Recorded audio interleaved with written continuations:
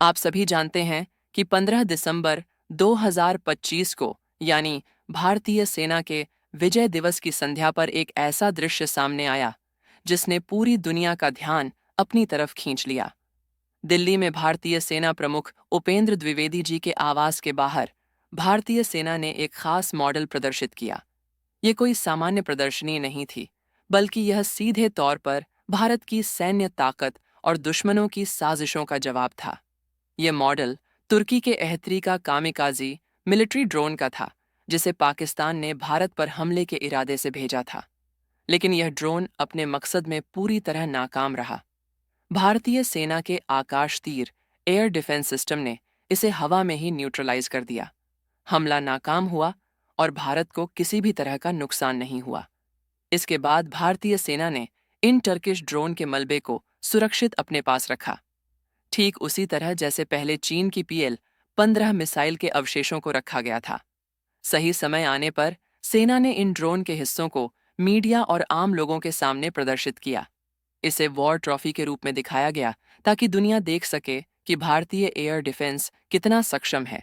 यह प्रदर्शनी केवल एक तकनीकी प्रदर्शन नहीं थी, बल्कि इसमें पाकिस्तान और तुर्की की मिलीभगत को भी साफ तौर पर उजागर किया गया। सेना का संदेश सीधा था कि भारत पर हमला करने की किसी भी कोशिश का अंजाम क्या होगा। भारतीय रक्षा प्रणाली न केवल ऐसे हमलों को रोक सकती है, बल्कि सबूतों के साथ सच्चाई को सामने भी ला सकती है। जब यह खबर तुर्की तक पहुंची कि भारतीय सेना ने टर्किश कामिकाजी ड्रोन को सार्वजनिक रूप से प्रदर्शित किया है, तो वहां हलचल मच गई। तुर्की के विदेश मंत्रालय की प्रतिक्रिया सामने आई और विदेश मंत्री हाकन फिदान ने बयान जारी किया। उन्होंने कहा कि भारत तुर्की को बदनाम करने की कोशिश न करें। हाकन फिदान ने यह भी स्वीकार किया कि यह ड्रोन पाकिस्तान को दिए गए थे, लेकिन साथ ही यह दलील दी गई कि इन्हें आतंकियों से लड़ने के लिए दिया गया था, न कि भारत के खिलाफ इस्तेमाल के लिए। उन्होंने यह भी कहा कि भारतीय सेना को गलतफहमी हो गई है और तुर्की जानबूझकर भारत विरोधी गतिविधियों में शामिल नहीं है। तुर्की की तरफ से यह मांग भी रखी गई कि भारतीय सेना इन न्यूट्रलाइज किए गए कामिकाजी ड्रोन को वापस करें।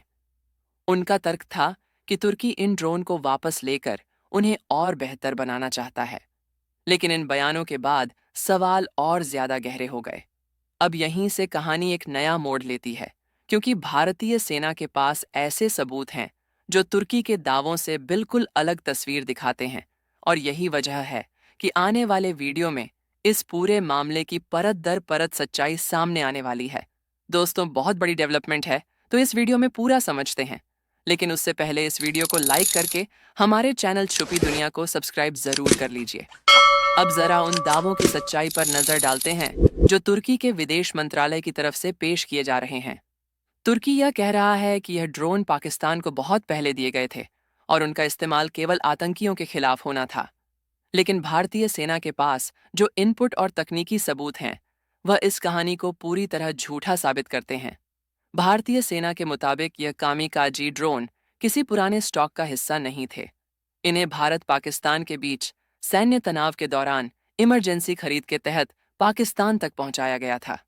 यह डिलीवरी सामान्य कार्गो फ्लाइट से नहीं, बल्कि C-100 हरकुल्स जैसे सैन्य विमान के जरिए कराई गई थी। इसका सीधा मतलब है कि यह सप्लाई पूरी प्लानिंग के साथ की गई थी। सिर्फ ड्रोन ही नहीं, बल्कि इनमें इस्तेमाल होने वाला विस्फोटक मटेरियल भी उसी समय पाकिस्तान को सप्लाई किया गया था। सेना के अनुसार इन ड्रोन को इस तरह डिजाइन किया गया था कि यह रिहायशी इलाकों में घुसकर ज्यादा से ज्यादा तबाही मचा सकें। यानी तुर्की का यह कहना कि इनका इस्तेमाल भारत के खिलाफ नहीं होना था, पूरी तरह खोखला साबित होता है। अगर इन ड्रोन का मकसद आतंकवाद के खिलाफ लड़ाई होता, तो इन्हें भारत की सीमा के अंदर क्यों भेजा गया, और वह भी एक साथ कई ड्रोन भेजकर? यही सवाल तुर्की के बयान को कटघरे में खड़ा करता है। भारतीय एयर डिफेंस सिस्टम ने जिस तरह से इन ड्रोन को ट्रैक किया और हवा में ही खत्म किया, वह तकनीकी रूप से दर्ज है। आकाश तीर एयर डिफेंस सिस्टम ने इन ड्रोन की कम ऊंचाई पर उड़ान भरने की रणनीति को भी बेअसर कर दिया। रडार नेटवर्क और रियल टाइम डाटा शेयरिंग की वजह से एक भी ड्रोन अपने टारगेट तक नहीं पहुंच पाया। ये वही सिस्टम है जिसने पहले भी कई बार दुश्मन की तकनीक को नाकाम किया है। अब जब भारतीय सेना इन सबूतों को सार्वजनिक रूप से सामने ला रही है, तो तुर्की का विदेश मंत्रालय घबराया हुआ नजर आ रहा है। यही वजह है कि अब भाषा बदल गई है और पहले इनकार फिर सफाई और अब ड्रोन वापस मांगने की बात की जा रही है। दरअसल यह दबाव इसलिए है क्योंकि टर्किश हथियारों की विश्वसनीयता पर सवाल खड़े हो गए हैं। तुर्की के लिए यह सिर्फ एक कूटनीतिक मुद्दा नहीं है, बल्कि एक बड़ा रक्षा निर्यात का झटका भी है। क्योंकि जिन ड्रोन को वह अपनी ताकत बताकर दुनिया को बेच रहा था, वही ड्रोन भारतीय सिस्टम के सामने पूरी तरह फेल हो गए। और यही सच्चाई अब धीरे धीरे पूरी दुनिया के सामने आ रही है। अब इस पूरे घटनाक्रम को थोड़ा व्यापक नजरिए से समझना जरूरी हो जाता है। तुर्की की बेचैनी सिर्फ इसलिए नहीं है कि उसके ड्रोन भारतीय सेना ने गिरा दिए। असली परेशानी यह है कि यह मामला अंतर्राष्ट्रीय मंच पर तुर्की की भूमिका को कटघरे में खड़ा कर रहा है। एक तरफ तुर्की शांति और संतुलन की बात करता है और दूसरी तरफ भारत के खिलाफ इस्तेमाल होने वाले हथियार पाकिस्तान को देता है। हाकन फिदान का नाम भारतीय कूटनीति में नया नहीं है। यही वही नेता हैं जिन्होंने सिंधु जल संधि के मुद्दे पर ओआईसी के मंच से पाकिस्तान एक का खुलकर समर्थन किया था।